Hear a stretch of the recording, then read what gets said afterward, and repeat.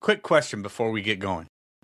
What would you do if the world literally stared at you everywhere you went? Not metaphorically, like actually stared. My guest today turned that reality into a movement. Stick with me.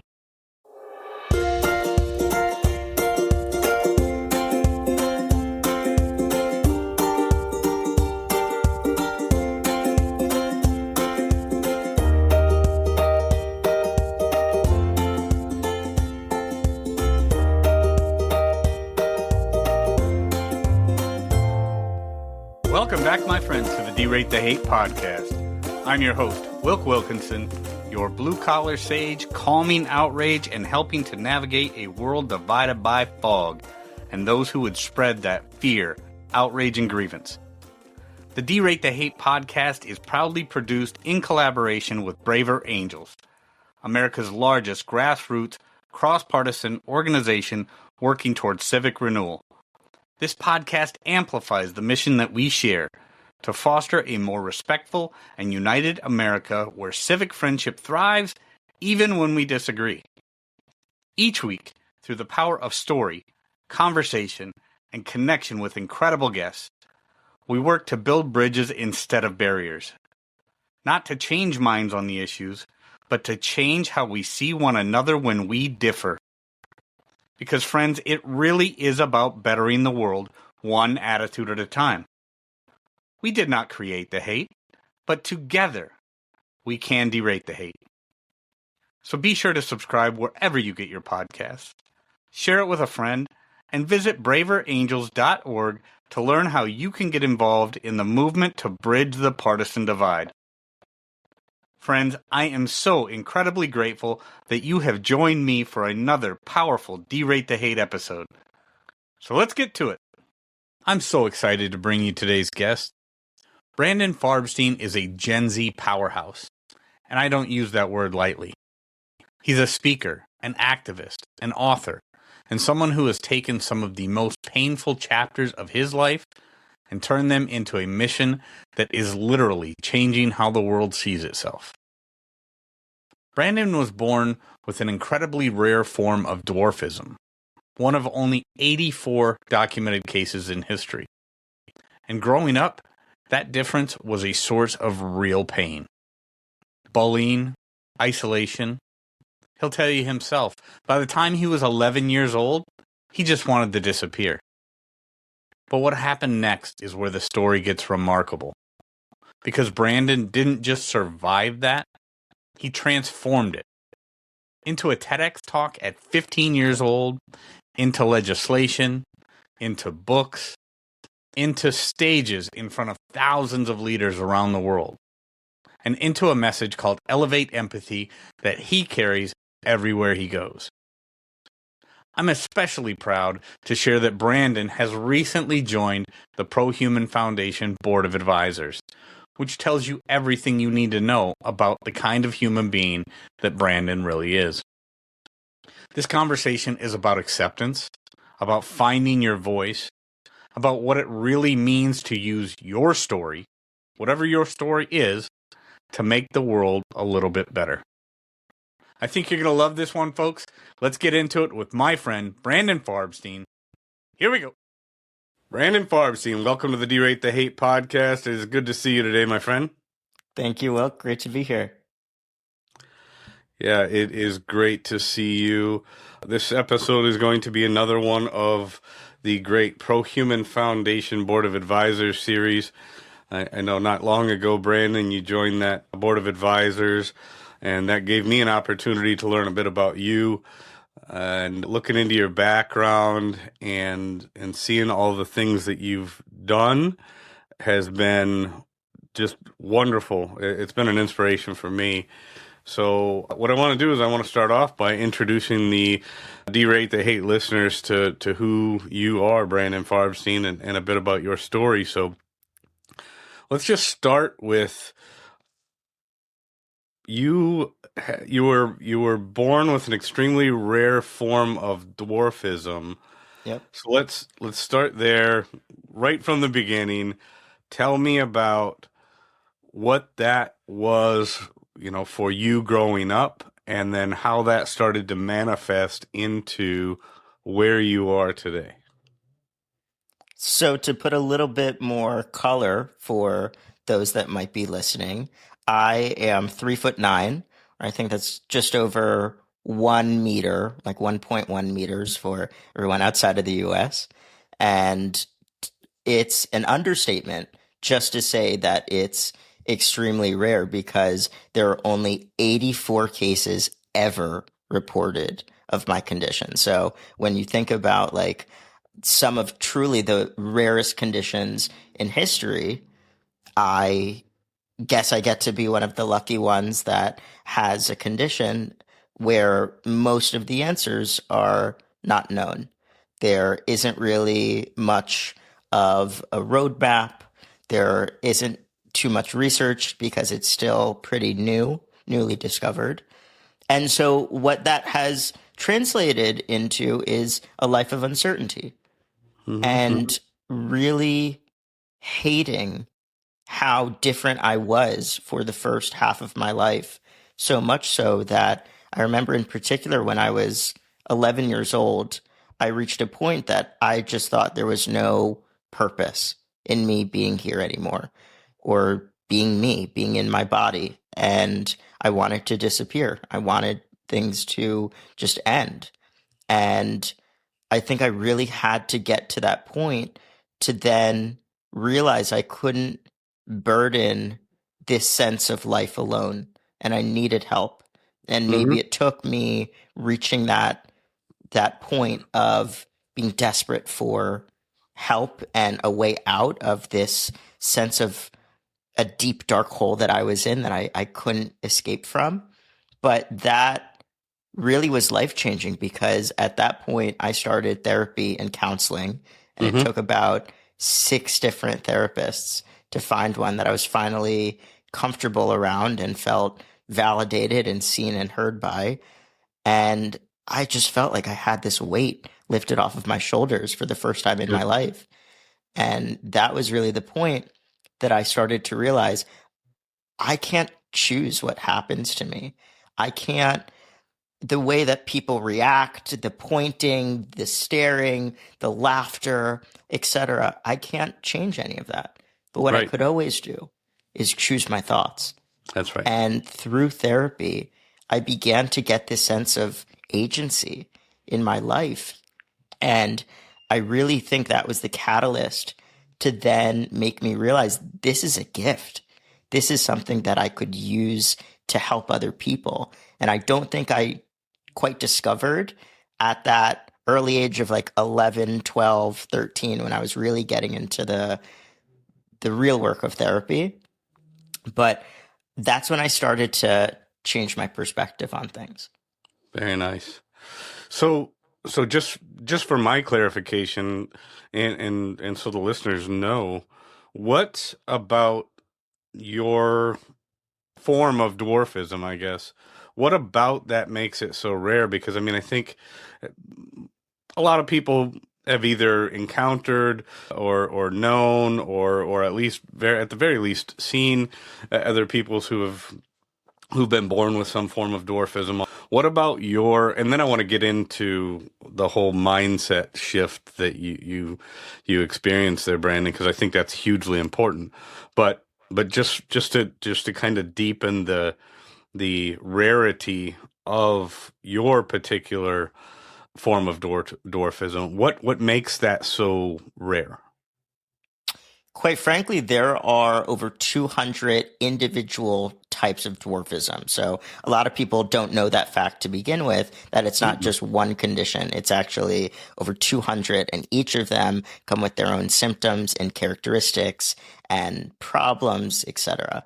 So with mine, I am in a lot of ways very fortunate and blessed that I have a pretty mild to moderate form of the condition, because those that are born with more of a severe end of the spectrum of my condition, which is called metatropic dysplasia. If anybody is interested in looking it up, they normally, those that have a severe form, normally pass away before the age of 5, because their spine is essentially not able to support their body.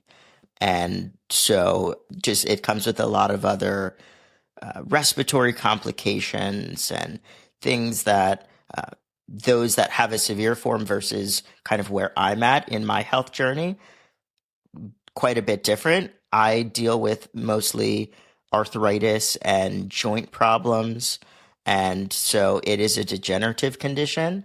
And I have noticed as I get older, my bones get stiffer and becoming more and more difficult for me to do the things that were once a lot easier, like walking up and down stairs. Sure. But life for me has always been about adaptation, and that is going to be the constant. And in a lot of ways, I think we could all relate to that too. I think we all can. And I think it's a very important point, and that's exactly what I want to get into, how we adapt as human beings to different things, and how we adapt to situations that are outside of our control and finding that acceptance. One of the things that struck me about what you were saying is, you kind of had to get to the bottom, and at 11 years old, you just wanted to disappear. You just didn't even feel like this world had a place for you with the body that you were given, and the people, the pointing, the staring, the different things. And man, I tell you what, Brandon, I've talked to a lot of people on this podcast I'm sorry, I got goosebumps right now, but I've talked to a lot of people on this podcast that have been bullied. I mean, I personally, for a few years in my life, was kind of bullied incessantly, and the toll that it takes on a child, and that everlasting thing. I'm 50 years old now, and I still, have vivid memories of some of those things that happened. And I've talked to people like Madonna Hannah, who has a beautiful story, and she says, "Thank God I was bullied because it made her into the person that she's become as an adult." But one of the things that you said, that it gave you a way to get here and start helping other people to work through the things that they can't control, and things, not only the physical conditions and the things that you're dealing with as a result of your condition itself, but how other people around you relate. So talk to me about how you've taken that gift, in a sense, and turned it into something where you now get to help. And by rights, I mean, millions of people have heard, who you are, what you do, your particular story, and now people can take that and use it to make their life better. So talk to me about that transition from kind of this painful, ugly thing that was eating you to something that you have now determined is a gift that you get to give to the world. This is a really cool origin story that I always have a lot of enjoyment telling. I was in the airport with my family when I was probably about 14 years old, and we were just going on a trip to visit relatives, nothing too big, but I was on my mobility device, which at the time was this very epic, badass, kind of transformer looking Segway, like a variation of a Segway. And Right. It was bright yellow. It drew a lot of attention. So I was used to people asking questions and being very intrigued by it. And I had no problem with that. So I was in line for TSA, and I remember a woman coming up to me and started asking me all these questions. Wow, what is this device? What do you use it for? Do you have a condition? What's your name? Just being very inquisitive, not in a creepy way, but you could tell she was super curious. And that conversation probably lasted for only about 3 or 4 minutes.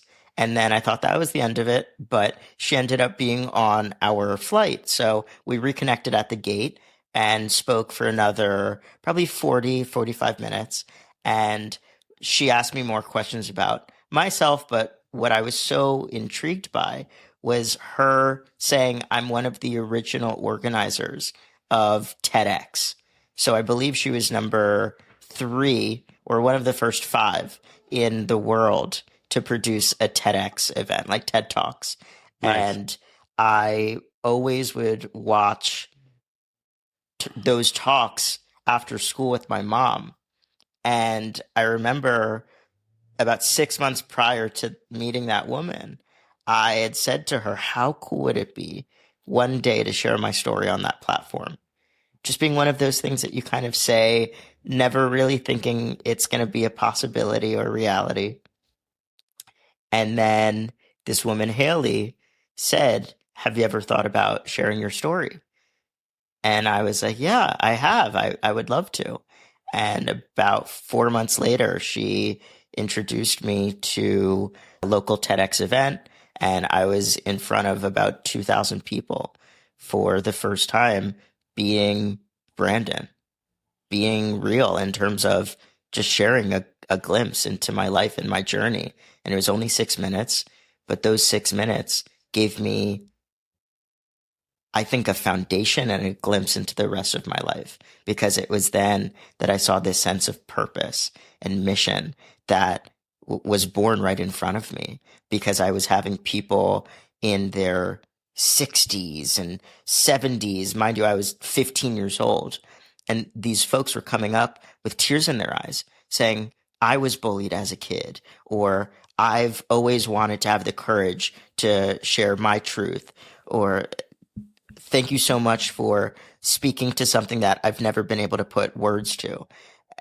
And literally as a freshman in high school, my mind was completely blown, because that was the first time in my life that I think I really discovered people don't need to know what it's like in your shoes in order to relate to an experience or a sense of humanity. And that was just so earth-shattering in the best way for me. And at that point, I was like, okay, this makes sense. I know exactly why God, why the universe put me here. And this is the mission that I'm going to fulfill. That is so cool. That is so cool. And to hear about how you and your mom would watch the TED conferences or the TED Talks, and then, this reminds me of a line my uncle often says to me, and he says, there are no coincidences. There are no coincidences.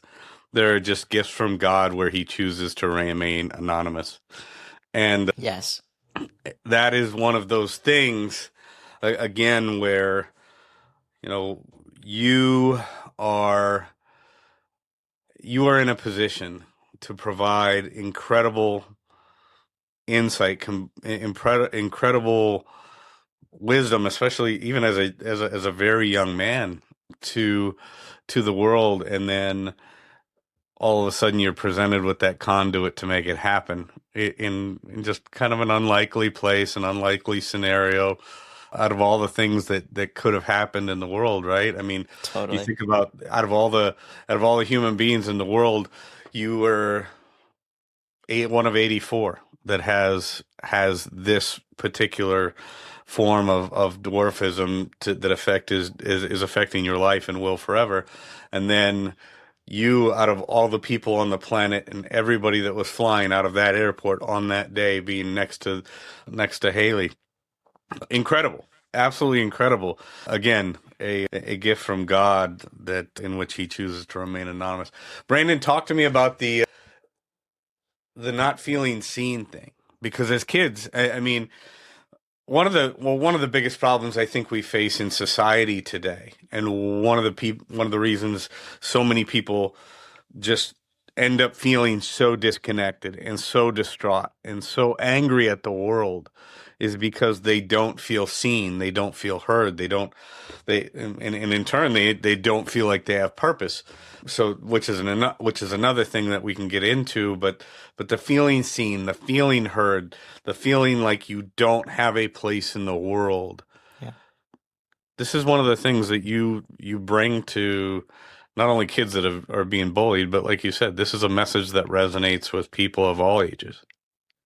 Absolutely. And I think the powerful thing is sometimes you have to physically see somebody or hear about their experience firsthand, where they're in a container where they've experienced maybe similar things to you, but also a completely different set of issues and experiences. But you have to see how they've done it to be able to recognize it in yourself that, wow, I've overcome so much. I've had to be incredibly resilient. I've had to be my biggest advocate. And that's literally the case for every single one of us. And the moment that I was able to say to myself, I'm able to use what I've been given and do something with it, that gave me a sense of power that I never had ever in my life. And while you don't need to relate to having some rare condition or a disability or feeling different, I bet you relate to feeling unworthy at times, feeling not enough, feeling not lovable. And that's kind of what it means to be a human being. And the more that we can acknowledge that, not even in like a woo woo, inspirational, feel good kind of way where it just goes in one ear and out the other, but in a way where it awakens something within you to say, I can do this too. And I just think that is, in a lot of ways, why we are put on this earth, to use what we've been given and what we've been through and share it with other people. You don't need to be a motivational speaker. You don't need to be an author or any of these things. Like, all you need to do is be you and share your gifts and talents with those around you and with the world. And in my experience, it is just the most exhilarating, freeing feeling as well, to know that you are fulfilling that. No, that's right. It is. And yeah, just having a story, being your authentic you, and then being, willing to share that story. And not everybody's going to end up being the type of person that wants to be on a stage in front of thousands.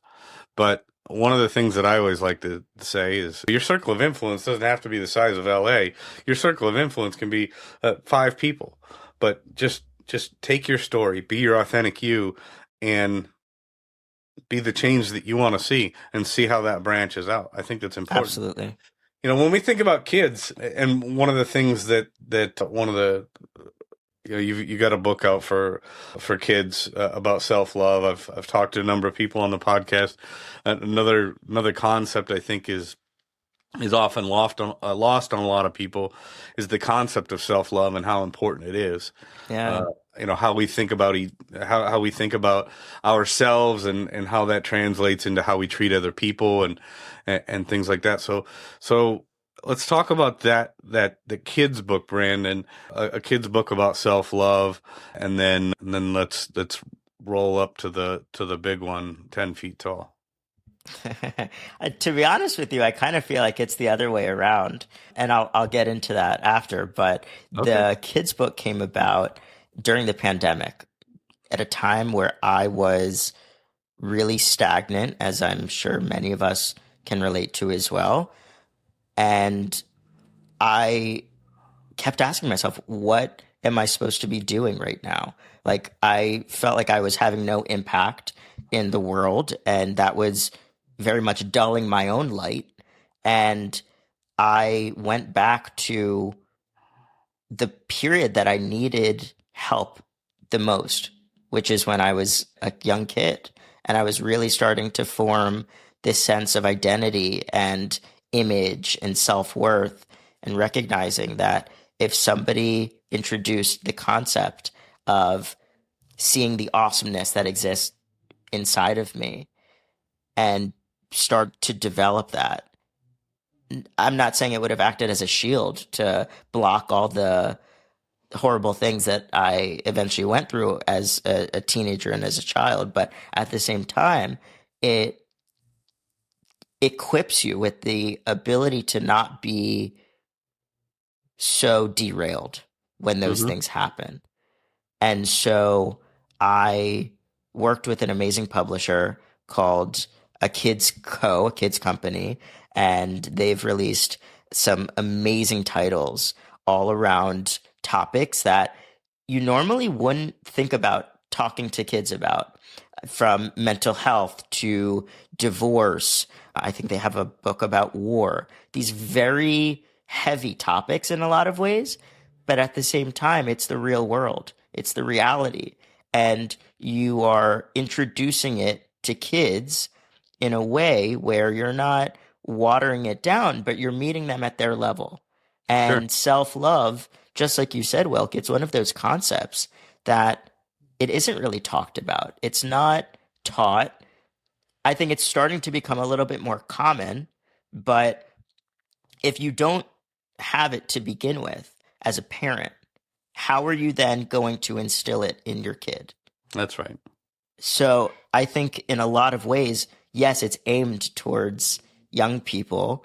The ideal ages are like 5 to 12, but I've heard from adults from all over the world that have read the book either with their students, with their kiddos, and they said they needed the book as much as the kids did, because it's a reminder that, number one, we all have things that make us unique and that make us different. And as kind of cliche as it sounds, that's okay. It doesn't make us any less than. And for a kid who's experiencing, again, whether it's a physical difference or they have a household that is unlike the other families in their school, any of these things that can make us feel othered, it just gives a sense of, I can get through life and be okay. That's right. And to know that I was that kid who needed this message and that I now get to provide it all over the world. It recently got republished by Penguin Random House, which is really cool. And so it's in, I believe, over 80 countries.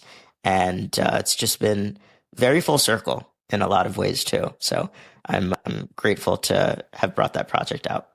Yeah, and I'm grateful you did too. I mean, and just that part, I want to key on that one thing. It's not just the kids that, you know, have some physical difference or some whatever, but just being and understanding that just because you don't have what somebody else has doesn't make you worth less, and I don't mean worthless, but worth less. Yeah. And then keen on, and this kind of goes to the ProHuman Foundation thing, the fact that we are all unique to who we are as individuals. We're all 100%. unique human beings that bring something special into this world. If we didn't, I don't think we would be here. You know, I mean, if you think about all the different things that have had to happen throughout the history of this planet and human beings and animals and everything else, for you to be here is so unique. For me to be here is so unique and Absolutely. so unlikely. From a mathematical perspective, I saw something the other day. I don't even pretend to get into the numbers, but it is astronomical, the chances that you are sitting there and I am sitting here. I think it's like 1 in 400 trillion. That was the chance of you being born.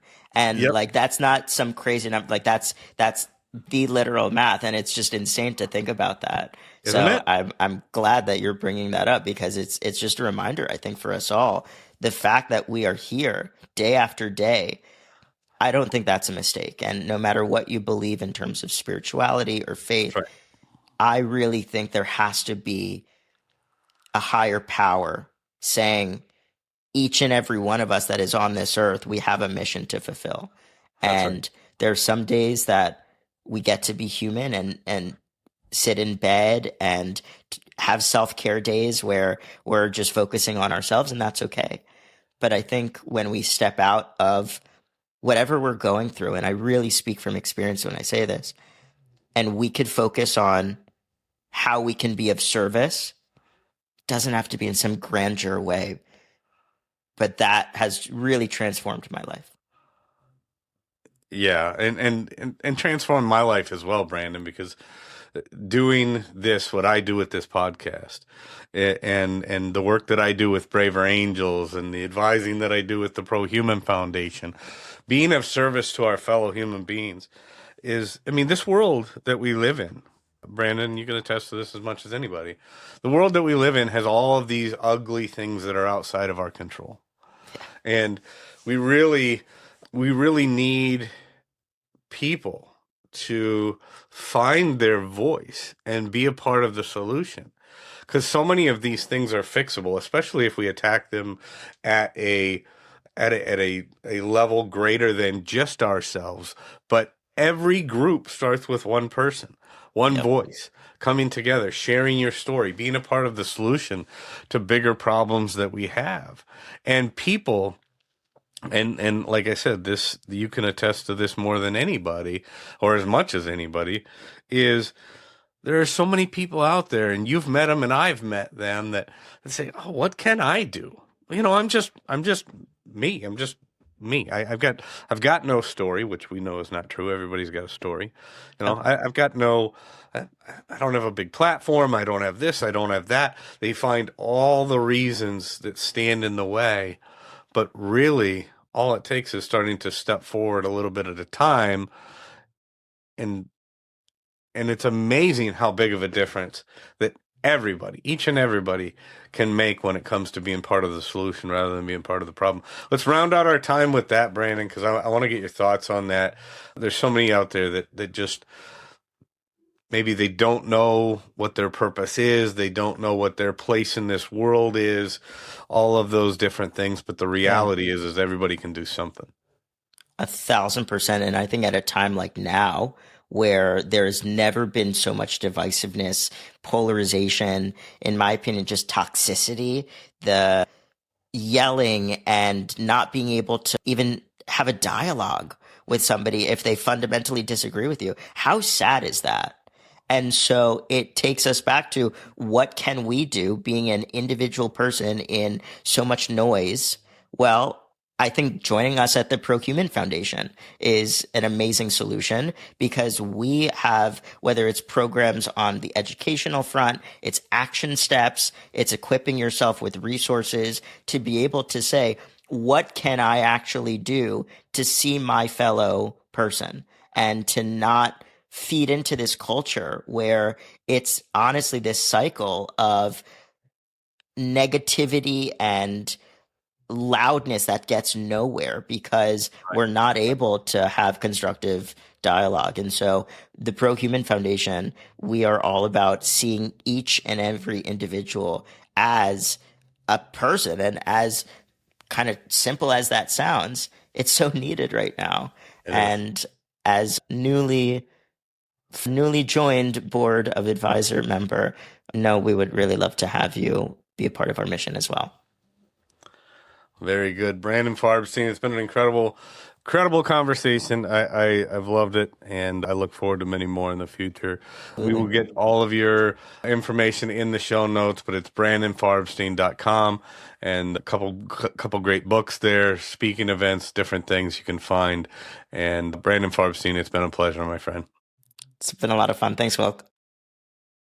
Friends, I want to thank you so much for tuning in. And if there's anything in this episode that provided exceptional value to you, please make sure to hit that share button. If you haven't done so already, please be sure to subscribe to get the Derate the Hate podcast sent to your email inbox every week. We really are better together, so please take a moment to visit braverangels.org and consider joining the movement towards civic renewal and bridging our political divides. This is Wilk wrapping up for the week, saying get out there. Be kind to one another. Be grateful for everything you've got. And remember, it's up to you to make every day the day that you want it to be. With that, my friends, I'm going to back on out of here, and we will catch you next week. Take care.